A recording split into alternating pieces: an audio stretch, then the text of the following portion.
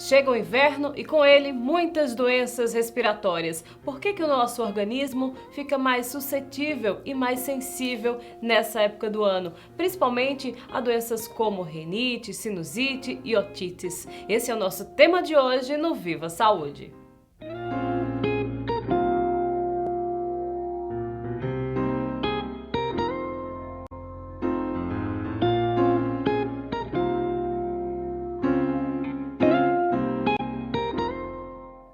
Pois é isso que a gente vai saber agora. A nossa conversa de hoje é com o otorrinolaringologista Orlando Schuller. Muito obrigada pela sua presença aqui no Viva Saúde. É assim mesmo, né? Cai um pouquinho a temperatura, começa esse chove, não molha. E quem tem esses problemas respiratórios já começam a sentir. Exatamente, é o que mais acontece. Com a vinda de chuvas e a variação climática, principalmente em João Pessoa, que é uma área muito úmida, acaba que uma quantidade maior de fungos no ambiente, o mofo também se prolifera muito mais e com isso também as viroses vêm junto, tá? Então nesses pacientes que são mais suscetíveis, tanto a rinite alérgica vai decorrer do ácaro, do mofo, como os pacientes que nem são alérgicos, mas que têm suscetibilidade, o nariz já mais inflamado, acabam que tem mais facilidade de ter o desenvolvimento de rinites, sinusites e daí também as otites, que no final são formadas pelos mesmos agentes infecciosos, certo? Então, acaba que leva muito maior a incidência desses quadros nessa época. Mas a rinite, ela é só alérgica? Não, a rinite é um quadro, pode ser tanto alérgico como infeccioso, certo?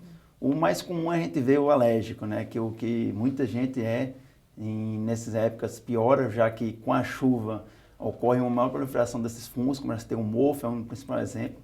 Assim como aqueles ambientes fechados, a gente acaba ficando em ambientes mais fechados, mais dentro de casa, tem menos radiação solar, e isso vai proliferar também o ácaro, que é outro importante fator na rinite. Além do pólen, que aqui a gente não tem tanto como em países que tem uma primavera mais importante. Mas além da rinite alérgica, a gente vai ter muita rinite infecciosa, que é justamente aqueles resfriados comuns que a gente observa no dia a dia, que nesses ambientes de inverno, com chuva, acaba tendo uma proliferação maior desses vírus nessa época, certo? E com isso, vão desenvolver mais resfriados e aí também mais as rinossinusites, que são os quadros sinusites, são quadros mais agudos, sintomas mais importantes e maiores, né? Então quer dizer que essas rinites após uma gripe, elas também podem acontecer, são comuns. Exato, Se não exato. forem tratadas, por que acontecem?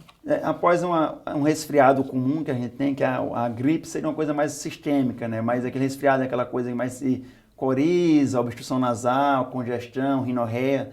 A gente, na verdade, é um quadro de rinite, uma rinite infecciosa. Primeiramente, viral, 95% dos casos são virais, são infecções autolimitadas de 4 dias e na rinite especificamente dá mais aquela coriza, aquele prurido nasal, espirro, certo?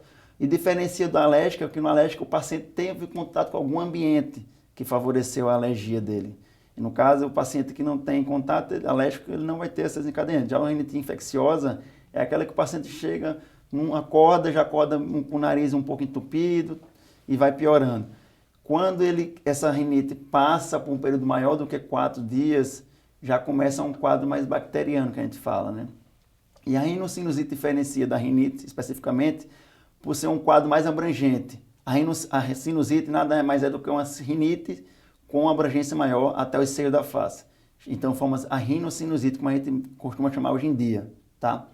E a diferença mais importante desses dois quadros é que na rinocinusite, além da congestão nasal, vai ter uma rinorreia maior, certo? Mais secreções, e vai ter também aquele quadro de dor facial importante, que é característico do paciente que sofre de sinusites crônicas.